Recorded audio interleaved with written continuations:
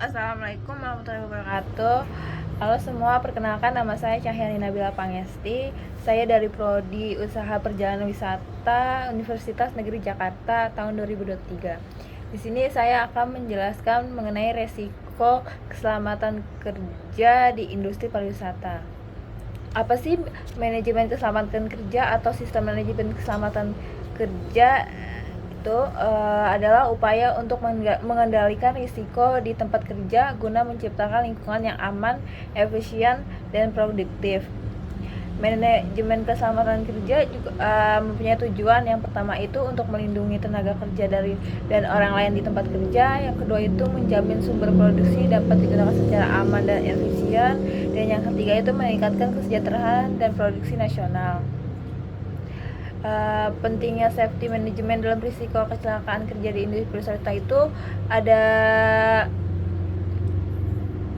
5. Yang pertama itu meningkatkan reputasi, yang dimana wisatawan yang merasa aman dan nyaman di destinasi wisata akan lebih cenderung merekomendasikannya kepada orang lain.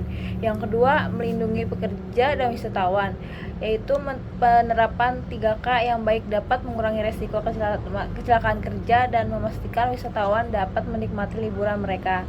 Dan yang ketiga itu mematuhi regulasi pemerintah, yaitu pemerintah Indonesia telah menetapkan peraturan terkait 3K yang harus dipatuhi oleh sektor industri pariwisata. Dan yang keempat itu meningkatkan produktivitas, yaitu karyawan yang merasa aman dan sehat cenderung lebih produktif. Dan yang kelima itu menjaga kesejahteraan lingkungan, penerapan 3K yang efektif dapat menjaga kesejahteraan lingkungan. Selanjutnya itu ada risiko keselamatan kerja dalam industri pariwisata, yang kemungkinan terjadi kecelakaan, cedera, atau penyakit yang dapat berdampak pada pekerja dan pengunjung. Contohnya itu ada yang pertama ada cedera fisik, yang dimana pekerja pariwisata sering melakukan aktivitas fisik yang intens seperti hiking, diving, atau berjalan kaki dalam waktu lama. Dan yang kedua itu penyakit menular. Pekerja pariwisata berinteraksi dengan wisatawan dari berbagai belahan dunia sehingga beresiko terkena penyakit menular. Yang ketiga itu ada kelelahan mental dan fisik.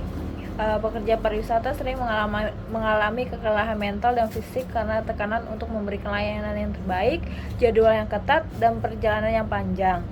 Dan yang keempat itu ada kekerasan dan pelecehan, yang dimana pekerja dan tamu dapat mengalami kekerasan, pelecehan, atau penyerangan jika tidak ada tindakan atau protokol keamanan yang tepat. Dan yang kelima itu ada kondisi cuaca ekstrim. Pekerja pariwisata yang bekerja di luar ruangan rentan terhadap cuaca yang tidak terduga seperti panas yang ekstrim, hujan deras, atau badai.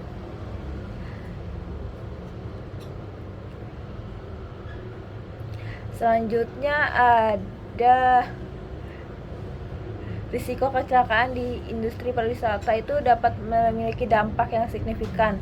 Beberapa statistik dan fakta tentang bahaya risiko kecelakaan kerja di industri pariwisata. Yang pertama itu statistik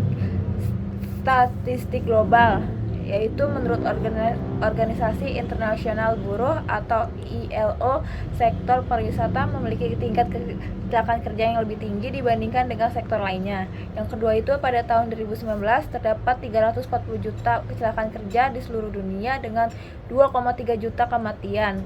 Dan yang ketiga itu ada industri pariwisata berkontribusi sekitar 10% dan total kecelakaan kerja global. Cara pencegahan risiko kecelakaan kerja di industri pariwisata sangat penting karena yang pertama itu alasan yang pertama ada menyelamatkan nyawa dan pencegahan cedera, mengurangi biaya perawatan medis dan kompensasi. Yang ketiga itu meningkatkan produktivitas dan efisiensi kerja. Yang keempat membangun reputasi perusahaan yang baik, dan yang kelima itu menghindari tuntutan hukum dan sanksi. Selanjutnya ada beberapa bukti upaya yang dilakukan industri pariwisata untuk mencegah resiko kecelakaan kerja. Yang pertama itu ada regulasi dan standar.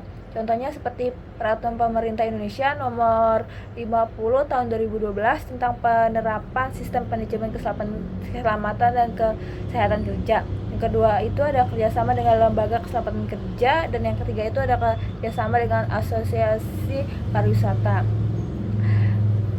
resiko keselamatan kerja industri pariwisata itu masih ada, namun banyak upaya yang dilakukan untuk menguranginya.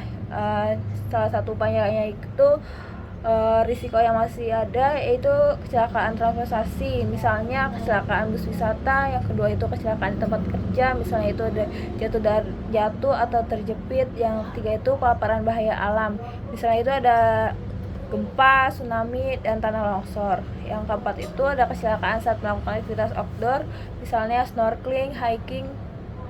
Dan yang kelima itu ada resiko kesehatan mental, misalnya kelelahan atau stres. Upaya pengamanannya itu berupa pelatihan keselamatan kerja untuk pekerja, penerapan produser dan keselamatan protokol kesehatan, penggunaan peralatan keselamatan, pemantauan dan evaluasi keselamatan kerja, serta membuat rencana kontingensi. Berikut ini ada beberapa rekomendasi untuk meningkatkan upaya mengurangi risiko kerja industri pariwisata. Yang pertama itu ada meningkatkan kesadaran keselamatan kerja di kalangan kerja. Yang kedua itu menerapkan prosedur keselamatan yang jelas dan konsisten. Yang ketiga itu melakukan pelatihan keselamatan kerja secara berkala. Dan yang keempat itu menggunakan peralatan keselamatan yang memadai. Dan yang kelima itu membuat rencana kontingensi untuk menghadapi kecelakaan. Itu saja yang bisa saya jelaskan. Selebihnya mohon maaf. Wassalamualaikum warahmatullahi wabarakatuh.